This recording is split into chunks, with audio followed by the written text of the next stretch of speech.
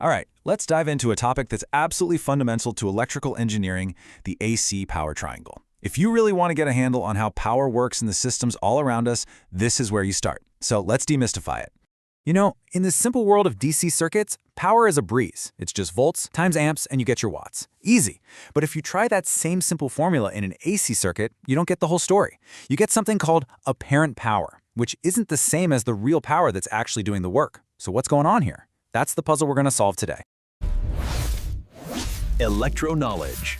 Power up your concepts.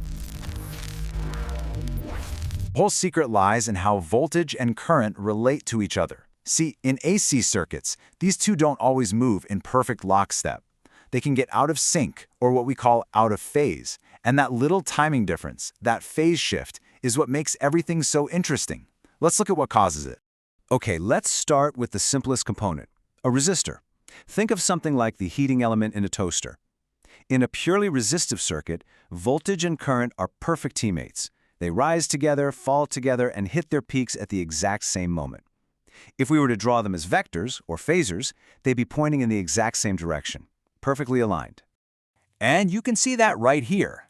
The phase angle, which we call phi, is 0 degrees. This means 100% of the power is flowing straight to the load and being turned into useful work, like heat.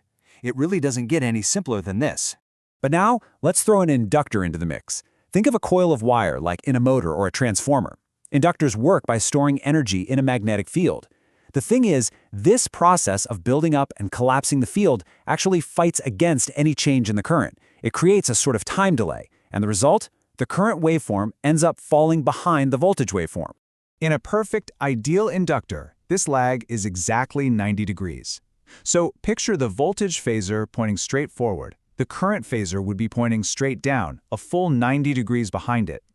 This is a huge concept to grasp. Inductors make the current lag.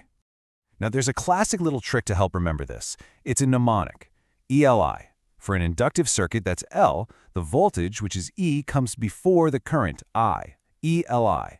We'll get to the second half of that in just a second. All right, our third major component is the capacitor. A capacitor stores energy too, but in an electric field instead of a magnetic one. And it does the exact opposite of an inductor. It resists changes in voltage. This has a fascinating effect. Instead of lagging, the current actually gets a head start and moves ahead of the voltage. For a perfect capacitor, this lead is exactly 90 degrees. We show this with a negative 90-degree phase angle. So if our voltage phasor is still pointing forward, the current phasor is now pointing straight up, 90 degrees ahead of it. It's the polar opposite of the inductor. And this brings us right back to our mnemonic to finish it off, ICE. For a capacitive circuit, C, the current, I, comes before the voltage, E. So you put it all together and you get Eli the Iceman. It's a super simple way to keep those fundamental phase relationships straight in your head. Okay, so because of all this lagging and leading caused by inductors and capacitors, we suddenly have to stop thinking of power as just one single thing. It's not that simple anymore. We actually have to break it down or deconstruct it into 3 different types of power. Each one tells a different part of the story. First, you have real power. We use the letter P for this one. This is the power that gets the job done. It's the workhorse that's actually consumed by the circuit to make heat, create light, or spin a motor. This is what you actually pay for on your electricity bill, and it's measured in good old watts. Next up is reactive power, which we call Q. You can think of this as borrowed power. It's the energy needed to create and sustain those magnetic and electric fields in inductors and capacitors. It doesn't perform any actual work, it just kind of sloshes back and forth between the source and the load every cycle. We measure this in Volt-Amperes Reactive, or VARs. And finally, we have apparent power, symbolized by S. This is the total power that appears to be in the circuit if you just multiply the voltage and current readings together. It's the geometric sum of real and reactive power, and critically, it represents the total load that the wires, transformers, and the whole system have to be built to handle. We measure this one in volt-amps, or VA. So, we have these 3 types of power. How do they all relate to each other? Well, this is where a really elegant and powerful tool for engineers comes in, the power triangle.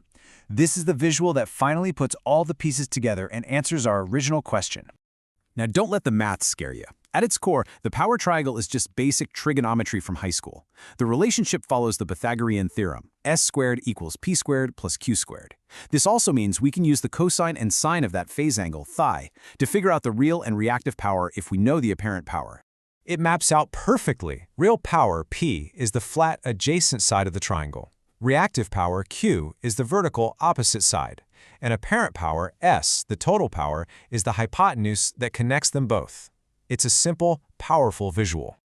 Okay, so that's a neat triangle, but why do we go through all this trouble? What's the point? Well, the point is that this triangle gives us the single most important number for measuring the efficiency of an AC system, the power factor. This is where all that theory hits the real world. So what is power factor? It's simply the ratio of real power to apparent power. It's a number, a score from 0 to 1, that tells you how effectively you're using the electricity being sent to you. The absolute ideal is a power factor of 1.0, what we call unity, where every bit of power being delivered is doing useful work. And this comparison really shows you why it matters. With a low power factor, you've got tons of reactive power just sloshing around doing nothing useful. This means the system has to draw way more total current just to get the same amount of real work done. That extra current heats up the wires, causing higher energy losses. It's just plain inefficient. The goal is always to get that power factor as close to 1 as possible. And this is not just some academic exercise. This has real financial consequences. The utility companies have to size their entire grid, their generators, their transformers, all the wires, to handle the apparent power. So if a big factory has a terrible power factor, it's wasting the grid's capacity. And you can bet the utility is going to charge them extra penalty fees for it. So let's just tie it all together with this summary. Purely resistive loads, perfect unity power factor. Inductive loads, like all those motors out there, they have a lagging power factor. And capacitive loads, they have a leading power factor. And look at this last column. Inductive reactive power is positive, while capacitive is negative. This is key because it means they can actually be used to cancel each other out, which is how we correct for a bad power factor. And that leads us to one final fascinating thought. Throughout this whole explainer, we've called reactive power wattless. We've said it doesn't do any useful work.